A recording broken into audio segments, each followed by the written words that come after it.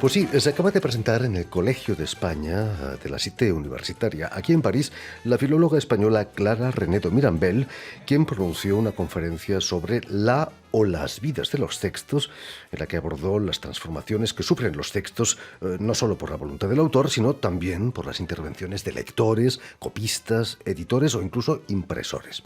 Y para hablarnos de este apasionante tema y de su trayectoria en el mundo de las letras clásicas, Clara Renedo ha sido tan amable de venir a nuestros estudios. Buenas tardes, Clara. Buenas tardes. Y sobre todo, muchísimas gracias por haber aceptado nuestra invitación. Muchas gracias a vosotros. Clara, permíteme que explique antes que nada que naciste en 1990 en la ciudad catalana de Girona, pero que va a ser en la Universidad de Barcelona donde vas a licenciarte en Filología Clásica. En plena polémica aquí en Francia sobre el abandono de la enseñanza del latín y del griego en los estudios secundarios, los estudiantes de filología clásica están convirtiéndose en rara avis, si me permites, o en pájaros raros. ¿Qué es lo que te llevó a estudiar filología clásica?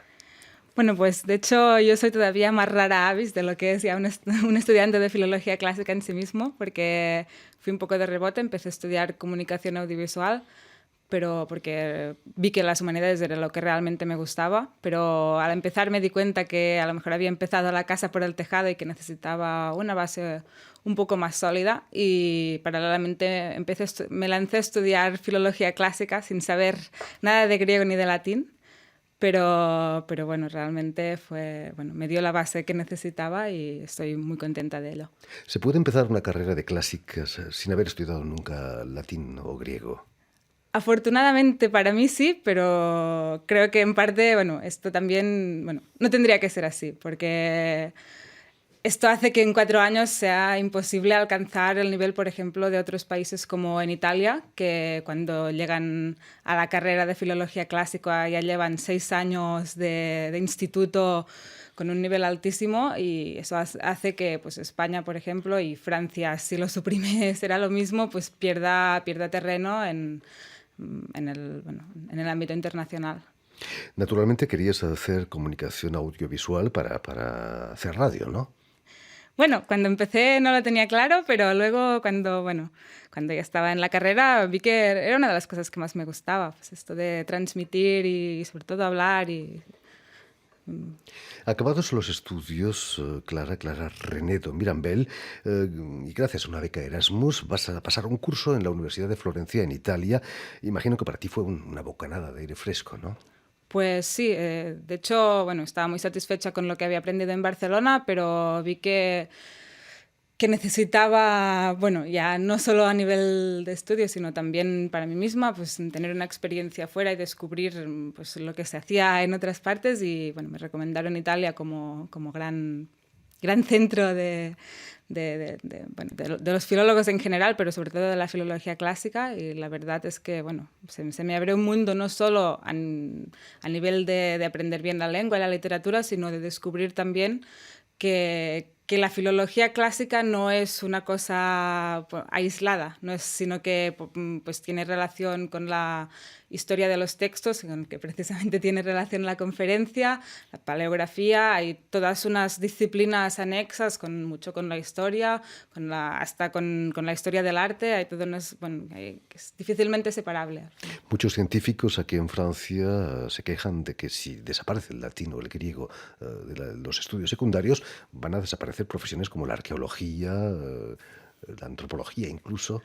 Pues seguramente están en lo cierto, porque de hecho es verdad que ahora ya está pasando mucho, creo que hay muchos historiadores, por ejemplo, que con conocimientos de historia buenísimos, pero que les falta el latín, y al no entender el latín si se dedican a la época contemporánea, no, pero ya a partir de hace un par de siglos, sin conocer el latín, te pierdes la voz de nuestros antepasados, y esto dificulta mucho el estudio de...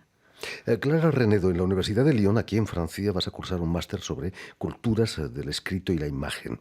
Y vas a redactar una tesina sobre el libro que te sirvió de ejemplo en tu conferencia, sí. La disputa del asno, del escritor mallorquín Anselm Turmeda, cuyo tema está curiosamente de actualidad, ¿no? Cuéntanos, ¿qué dice ese libro?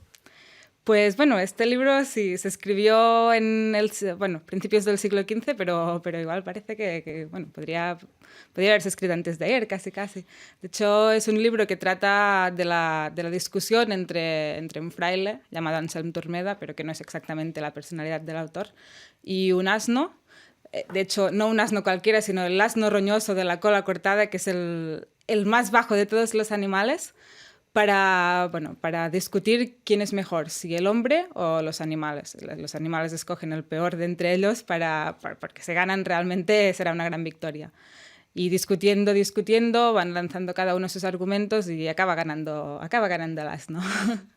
Anselm Turmeda, que es un fraile, pero que se convierte al Islam Sí, y se de va a Túnez. hecho, sí, esto es muy importante para entender la obra porque, sí, Anselm Turmeda empezó estudiando teología, se convirtió en fraile franciscano y en circunstancias que todavía no se conocen muy bien, se acabó convirtiendo al Islam y se fue a vivir a Túnez, donde pasó toda su vida, el resto de su vida. Ya no Digamos volvió. que en el siglo XV los musulmanes acababan de abandonar España. Sí, de hecho, o sea, si ahora ya nos choca que un fraile se convierta al Islam, entonces era, bueno, todavía mucho peor.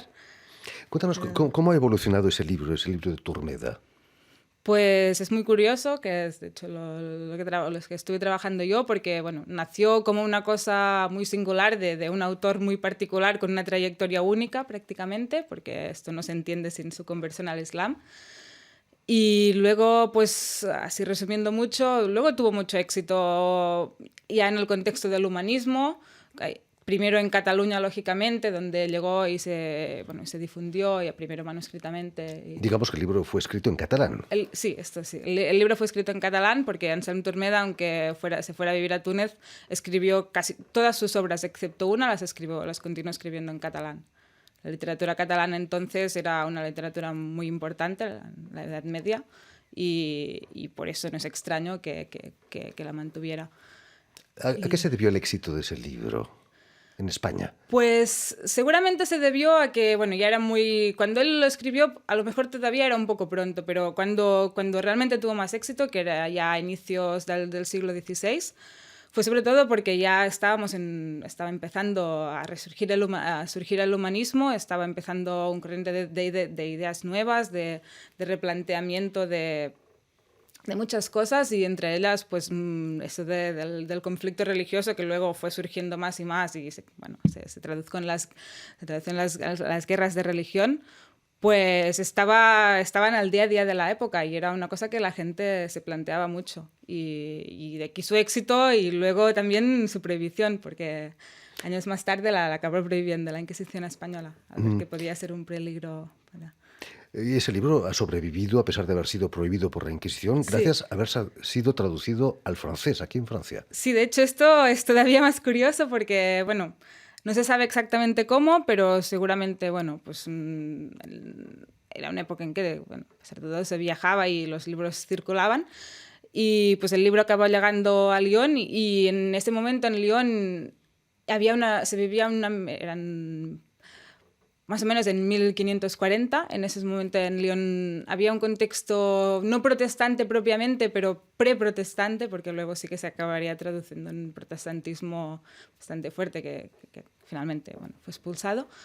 Y seguramente pues es claro, bueno, se vio como una explicación del protestantismo el libro.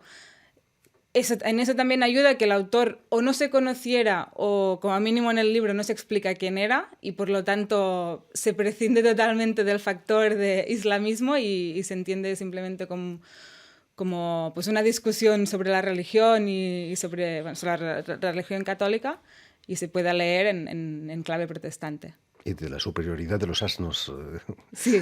contra los frailes. ¿Tenía algo que ver esa traducción con el original? ¿O sí era fiel? El problema es que, desgraciadamente, del original se nos ha conservado solo una pequeña parte. Se nos ha conservado una parte que es una profecía. Entonces, en la Edad Media, las profecías eran un género mucho más común que hoy en día, que nos puede parecer raro. Y esta profecía es una profecía que dice el asno durante su discusión con Turmeda, con el fraile, y esta profecía se nos ha conservado porque fue recogida en un compendio de profecías que no tenían nada que ver con el libro, y entonces esta parte se nos ha conservado, pero el resto del texto se ha perdido completamente. Por lo que podemos comparar con esta parte, se parece, hay algunas variantes, pero es bastante fiel. Luego, si ha habido pues censuras o si ha habido otras modificaciones, no lo sabemos, porque el problema es que de textos franceses se han conservado 4 versiones y una traducida al alemán, pero vienen todas de la primera edición francesa y por lo tanto no tenemos... Bueno, vienen todas del mismo texto catalán, digamos. La censura es una de las razones de las modificaciones de los textos más generalizadas. Tú que has estudiado la evolución de esos textos. ¿Es la censura la culpa, quien tiene la culpa de todo? No forzosamente, porque, por ejemplo, en casos de autores vivos a los que les prohibían los textos, eso podía ser casi un incentivo, por ejemplo, ¿no? Les ayudaba casi que fuera más difundido. Pero en el caso de Anselm Turmeda, que era un autor que ya había muerto hacía tiempo y que no era tan conocido, el texto sí, pero pues poco a poco, pues al principio yo creo que la gente siguió conservando los ejemplares en su casa, pero finalmente se fue perdiendo. Y en eso también seguramente incide mucho, aunque parezca una paradoja, el hecho de que el libro fuera muy popular y fuera muy leído. Porque, bueno, esto lo demostró el profesor, bueno, el gran humanista Martí de Riquet, que precisamente hablando de la disputa dijo que al ser tan leído, pues los ejemplares seguramente se habían deteriorado mucho más y los pocos que quedaron, pues bueno, casi que acabaron desapareciendo, sí. España vivió durante 40 años la dictadura de Franco. Se atrevieron a censurar, a cambiar textos clásicos, por ejemplo, el Ars Amandi de Ovidio. Sí. Me imagino que no le gustó mucho la censura española. Se han cambiado los textos clásicos en los años 40. Sí. Bueno, esto el problema de censura está muy de actualidad en España todavía, pero es verdad que ha sido una constante desde... Pues bueno, prácticamente, no solo en España, esto de prohibir los textos que se ven como un peligro se ha producido sobre todo en momentos de menos calidad democrática, pues normal, lo cual no se traduce siempre en una desaparición de los textos, claro está, de hecho, en muchos casos esto les ayuda a vivir casi. Cuéntanos, Clara, hay otros textos también que te han servido como ejemplo de esta evolución del original al texto que tenemos hoy en día. Bueno, es que el problema en este caso es que cada texto tiene una historia muy, muy particular y creo que no habrá historia igual a la disputa como cada... Obviamente me fijé, por ejemplo, leí un estudio sobre el texto del Quijote para ayudarme, para darme pistas, pero al final cada cual tiene que construir su propia historia y se tiene que ir investigando con pequeñas pistas, Y eso es lo interesante, de hecho, de estudiar, de hacer este tipo de estudios, que cada historia es única. Las obras de teatro de Shakespeare también fueron copiadas y recopiadas y modificadas. ¿Nos podemos fiar de esos textos? La obra que escuchamos ahora, o las ediciones de Shakespeare hoy en día, ¿son fieles al original? Esto es muy, muy difícil de decir y sobre todo ya en textos medievales igual pues bueno, se puede llegar a reconstruir un original hipotético, pero en textos ya modernos y de los últimos siglos el problema que se plantea es que a veces no existe un único original porque el autor ha hecho una primera versión, luego la ha modificado, luego y puede haber hasta 4, 5, 6 versiones y todas son versiones originales y genuinas del autor. Y aquí es donde el problema se pone, de cuál es la versión mejor para editar y para hacer un texto. Clara Renedo, ¿qué recomendarías a nuestros oyentes si quieren leer un clásico? ¿Evitar las ediciones baratas, quizás? Esto depende, porque, bueno, sí, lógicamente siempre una buena edición ayuda mucho para introducir. Luego, a partir de aquí, es verdad que hay ediciones que son más fáciles y ediciones que son más complicadas. Por ejemplo, pues, hombre, para empezar con los clásicos griegos y latinos, a no ser que se tenga un gran nivel de latino-griego, es mejor empezar con traducciones y a lo mejor, pues, si son textos en verso un poco complicados, pues hasta con traducciones en prosa para introducirse al texto. Luego, cuanto más se conocen y cuanto más se disfrutan, si se puede llegar a acceder al texto en versión original, sea en la lengua que sea, esto es lo mejor que hay, pero...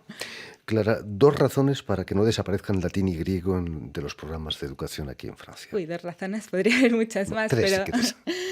Bueno, pues yo diría sobre todo porque es que no es que sea solo... Bueno, primero de todo porque el latín no es una lengua muerta y el griego tampoco, pero es que el latín es la lengua que estamos hablando hoy día, porque que es una población del latín. El latín no ha muerto, como al contrario de lo que se suele decir.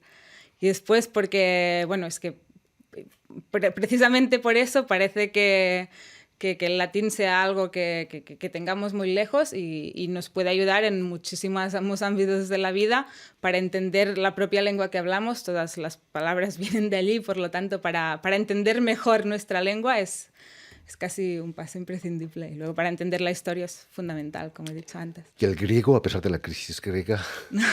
El griego también, porque, bueno, ya en eso teníamos que hacer caso a los romanos, que para ellos casi tenían complejo de tener una lengua y una cultura pequeñas comparado con la griega, y por lo tanto, ya que ellos se fijaban siempre en Grecia, en la Grecia clásica, creo que nosotros tenemos que seguir haciéndolo. En fin, pues muchísimas gracias, Clara Renedo, por haber estado aquí con nosotros y que sigas comunicando esa pasión por las letras clásicas. Muchísimas gracias.